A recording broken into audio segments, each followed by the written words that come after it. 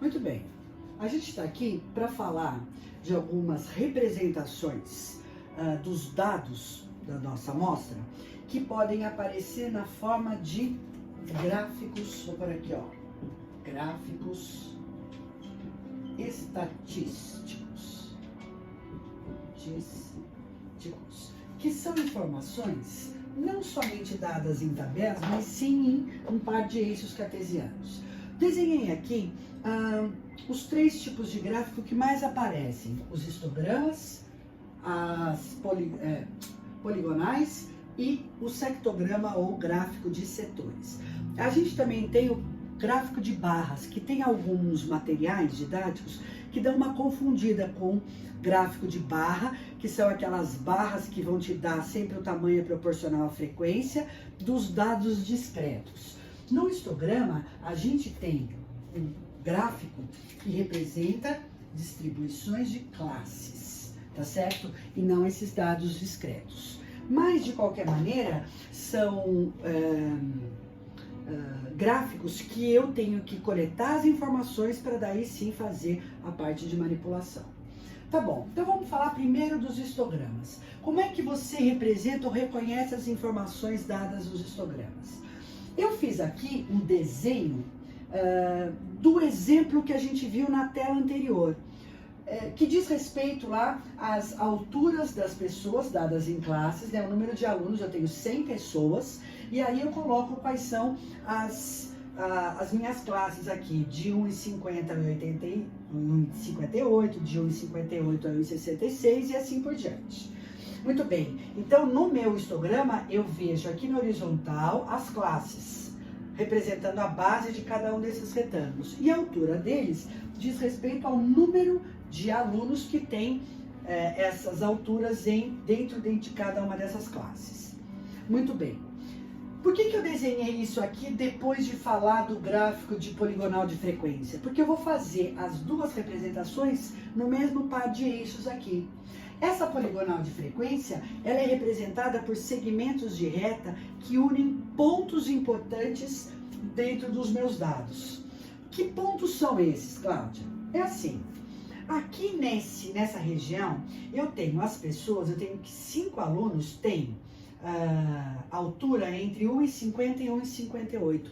Tá todo mundo disse, essas 5 pessoas estão distribuídas aqui. Eu não sei direito qual é a altura exata delas.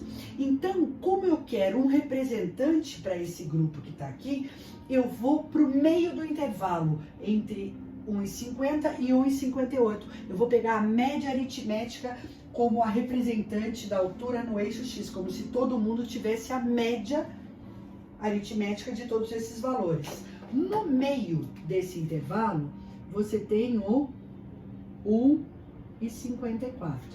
Esse 1,54 se liga no 5, gerando esse pontinho que está aqui, ó, que representa os dados associados a essas alturas das pessoas para esse trecho que está aqui. Então para eu obter os próximos, eu até vou fazer de uma outra cor para você conseguir enxergar do que a gente está falando aqui.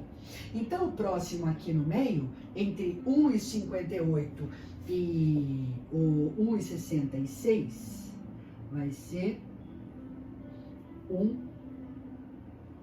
1,62, que a gente associa ao 18, gerando mais um pontinho. Aí eu tenho aqui 1,70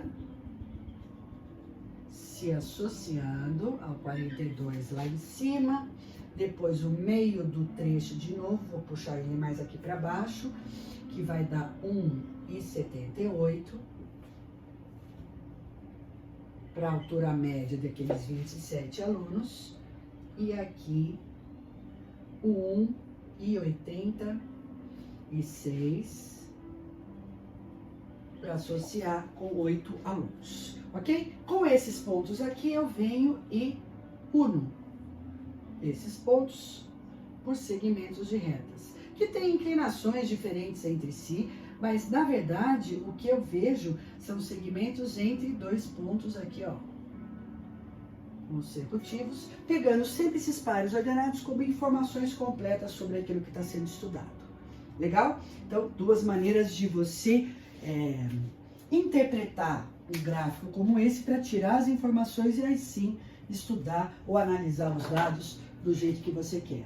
E por último, você tem aqui o gráfico de setores, que não é dado nos eixos cartesianos, é dado em cima de uma circunferência, e cada uma das informações em relação aos dados é dado por esses setores circulares. Você pode associar a quantidade ou a frequência dessas informações com a área do círculo inteira ou com o ângulo central, pensando sempre na proporção entre uma característica qualquer dos dados em relação à sua amostra. Ou seja, 1/4 da minha amostra representa ou tem essa característica em laranja, que eu não sei qual é, pode ser qualquer coisa, mas 1/4 de todos os dados tem essa característica. Já 100 sobre 360, que seria esta fatia do meu círculo, tem essa característica em vermelha, assim como esse ângulo de 170 graus num total de 360, representa a fatia associada àquela informação em verde. Então, olhando para aquele gráfico de setores, comparando o ângulo central associado com 360 ou área do círculo com cada um daqueles setores, você tem a proporção dos dados ou tem como analisar as informações diante de toda a sua amostra. Legal? Então, tá aqui representação das minhas informações por gráficos e aí sim você tira essas informações para operar com elas. Legal? É isso.